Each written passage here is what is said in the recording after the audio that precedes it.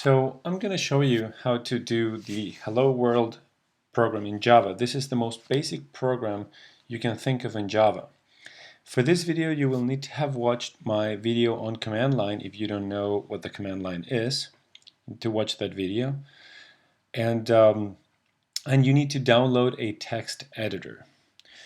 The text editor that I'm using here, and a basic text editor. Okay, this is going to be very basic.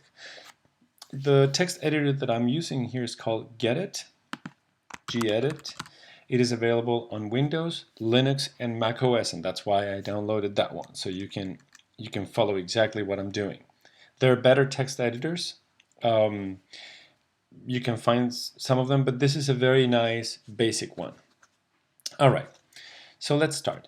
Any Java program will have first a name, and the way you tell Java what the name of the program is by saying this: public class, and then we're going to call this program hello. You open a curly brace, close a curly brace. Okay?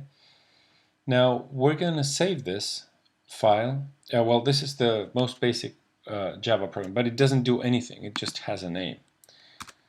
So between these curly braces here, okay, in this space that's highlighted in blue, I'm going to write the code of my program.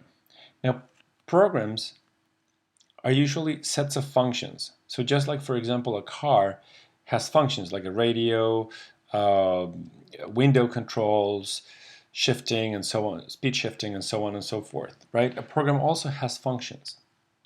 But there's always, just like in a car, there's always one function, one main function that triggers the whole thing to run. For example, in a car, turning on the ignition key triggers everything else, triggers the electrical system, triggers everything else, right? Allows you to do everything else. In Java, the main function that allows you to do everything else is called public static void main. Okay, that's the main function. And then you have to put some stuff in it, string with a capital S, square braces, and then arg, open curly braces, tab, and close curly braces. I tabbed here. Okay, I want this main method to be separated from my class. I want it to be indented so it's readable. Once your programs get very big, if you don't indent, it's going to become pretty unreadable. So always indent. Now, this is saying to my Java program, this is my ignition key. This is where everything's going to start. Now, because my program, or if you will, my car, is very simple, this main program, all it's going to do is just tell the system's output, which is the screen, and it's called system.out.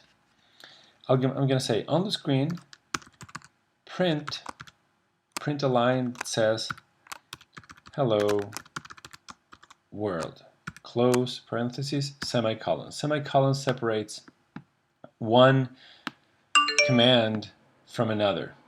Okay?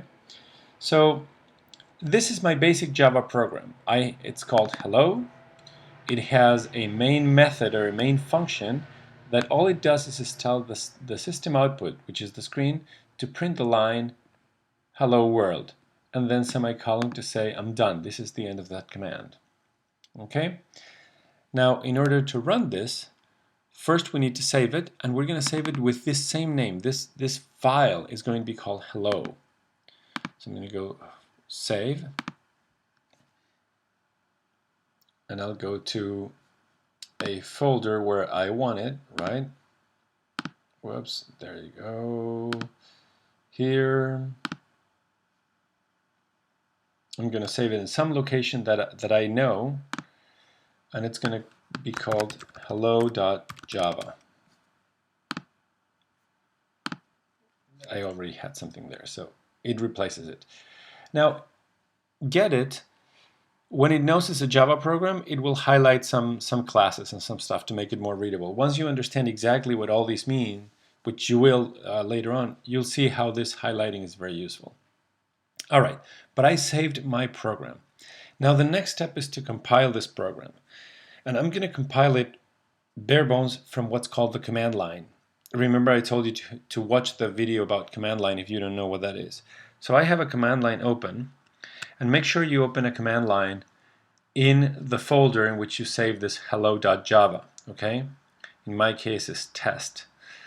You open a command line. In Windows, it can be a PowerShell. In Macintosh or Linux, just a simple terminal.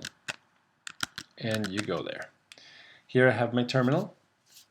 And what I will do is I will say javac for Java compile, and then the name of my file, hello.java. Remember, my command line is in the same directory as my Java program. So I'm compiling this program, and once it's compiled, it'll return like that. And then to run it, I just say Java, not javac, Java, and then hello without the .java program. And then it prints hello world. A quick note, when I did javac hello.java, let's look at all the hello things. This is my file, hello.java.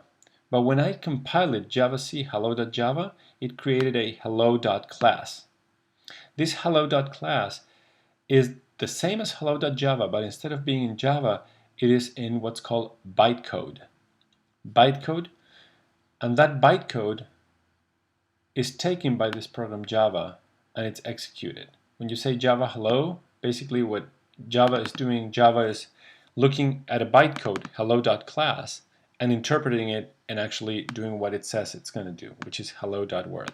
And this is how you create a program from scratch in Java and compile it and run it from the command line. Now, there are what's called IDEs, or interactive development environments, and this IDEs can compile and do a bunch of things for you, okay? But I don't want you to lose sight of the actual process that is happening.